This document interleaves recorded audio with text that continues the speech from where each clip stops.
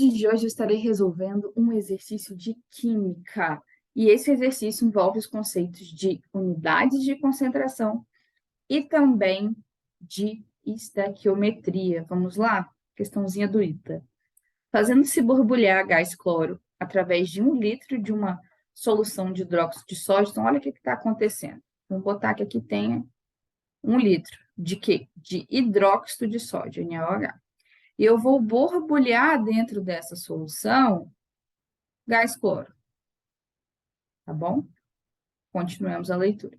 Verificou-se que, ao final do experimento, todo o hidróxido de sódio ele foi consumido pelo gás cloro e que, na solução resultante, foram formados 2,5 mol de cloreto de sódio. Considerando-se que o volume de solução não foi alterado durante todo o processo, que na temperatura em questão tem ocorrido apenas a reação correspondente, qual deve ser a concentração inicial do hidróxido de sódio? Então, ele quer a concentração do hidróxido de sódio.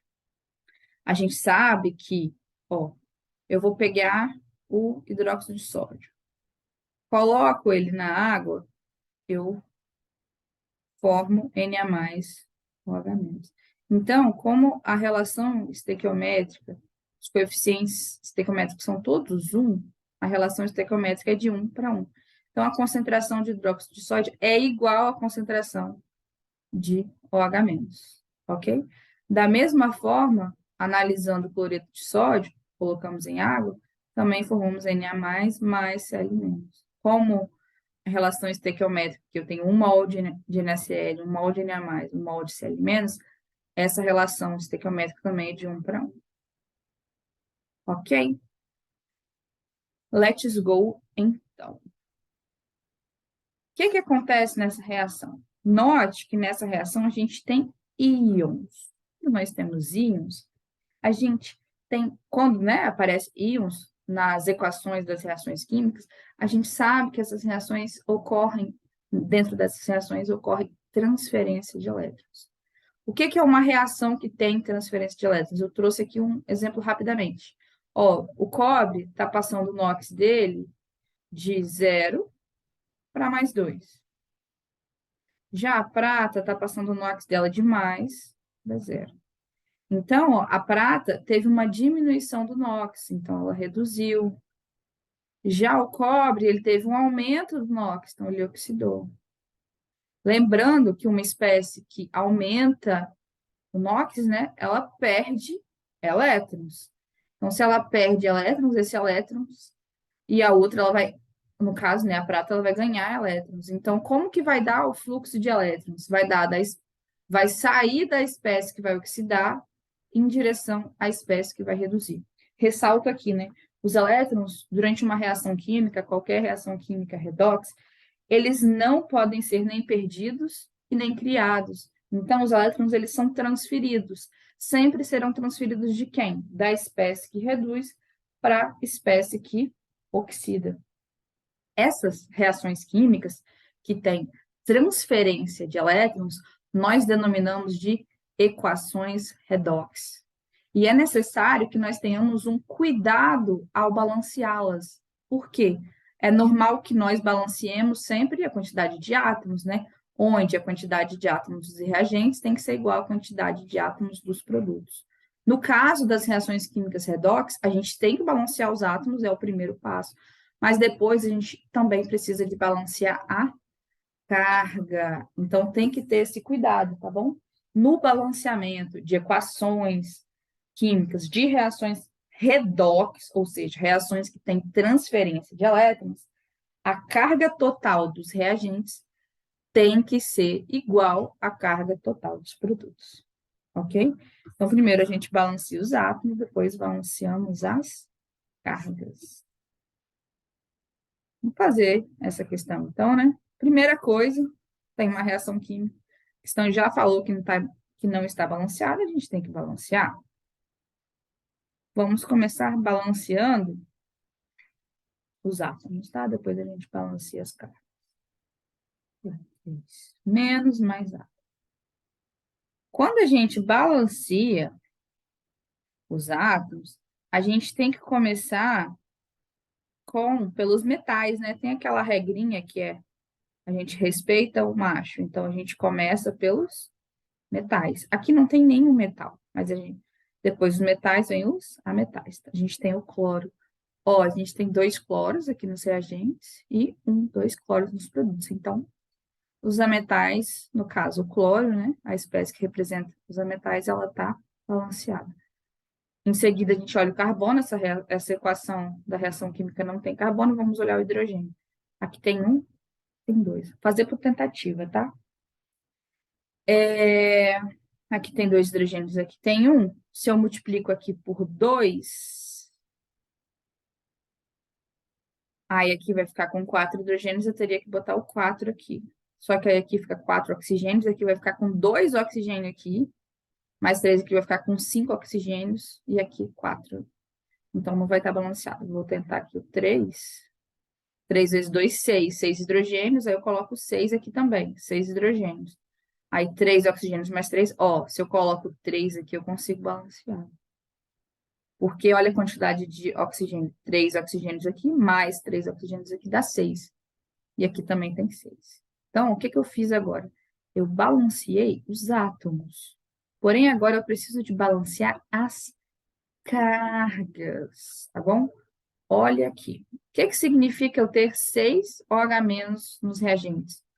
Ó, 1 OH-, 2 OH-, 3, 4, 5, 6. Isso significa que eu tenho 6 cargas negativas. Isso significa que eu tenho 6 cargas negativas, tá bom? Então, eu tenho 6 cargas negativas nos reagentes. Lembra que eu falei que toda reação redox, uma reação que tem transferência de elétrons, a carga total dos reagentes tem que ser igual à carga total dos produtos? Então, nos produtos a gente também tem que ter 6 cargas negativas. Só que olha o que está acontecendo. A gente tem uma carga negativa desse cloro, mais uma carga negativa do ClO3-. Então, a gente está tendo 2. Essa reação não está balanceada. Ó, eu vou mexer na quantidade dessa espécie química aqui. Por que, Jamília, que você não vai mexer nessa? Porque se eu mexo nessa, eu mexo na quantidade de oxigênio e depois eu vou ter que alterar também aqui o OH-. Então, se eu mexo aqui, eu só tenho que mexer aqui. Então, fica mais fácil. Agora, atualmente, a gente está tendo 2 cargas negativas, né? Uma do cloro, mais uma do ClO3-. Como eu não vou mexer nessa, para eu não ter que mexer na quantidade de oxigênio, eu vou manter essa aqui 1. Porque aí o oxigênio se mantém balanceado e o hidrogênio se mantém balanceado. Para a carga total aqui dos produtos ser negativa, eu tenho que acrescentar 5 cloros. 5 cloros aqui, mais um cloro aqui, eu tenho 6, então eu tenho que multiplicar aqui por 3. Note que agora eu tenho 5 cloros aqui, ó. Mais um Cl3-, então eu tenho 6 cargas negativas. Então, eu consegui balancear. Quando a gente está trabalhando, dentro dessas reações a gente tem reações redox que elas são mais complexas, que não vai dar para balancear dessa forma aqui, tá bom? Mas no caso dessa aqui deu. Mas qual é o raciocínio? Viu uma reação redox? Primeiro, balancia os átomos, depois balancia as cargas. Continuemos então. Ó, a questão ela quer a concentração de hidróxido de sódio. A concentração de hidróxido de sódio, como eu mostrei lá no início do vídeo, ela é igual à concentração de OH-. Ok? Ele deu, ó, ele falou assim, quando eu adiciono o gás cloro no hidróxido de sódio, eu formo 2,5 mol de cloreto de sódio. Ó, o que é cloreto de sódio? NaCl. NaCl em água forma Na+Cl-. Como eu mostrei lá no início do vídeo também, a concentração de Cl- é igual à concentração de cloreto de sódio. Então, como o exercício falou que o volume não variou, a gente tem 2,5 mol em 1 litro. Então, a concentração de cloro é 2,5 mol por litro.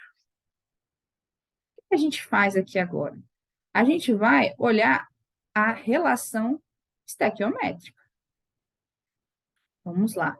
A gente tem que 6 mol de OH- está para 5 mol de Cl-. Então, a relação é de 6 para 5. Sendo que aqui a gente tem OH-, só para a gente lembrar qual é a espécie, tá? E aqui a gente tem Cl-. A gente sabe que a concentração de Cl- é 2,5 mol por litro. Então, aqui a gente faz uma regrinha de 3. Multiplicamos cruzado, 5 vezes x é igual a 2,5 vezes 6. Esse 5 está multiplicando, eu vou passar ele dividindo. Como eu não gosto de fazer conta, ó, eu vou fazer assim. 2,5 dividido por 5, 25 dividido por 5. Não é 5? Então, 2,5 dividido por 5 é 0,5. 6 vezes 0,5. 6 vezes 5, 30. Então, 6 vezes 0,5, 3. Vamos ver se tem essa opção lá? Vamos ver. Tem. Letra C. Enfim, esse foi mais um vídeo do canal. Um abraço e até o próximo.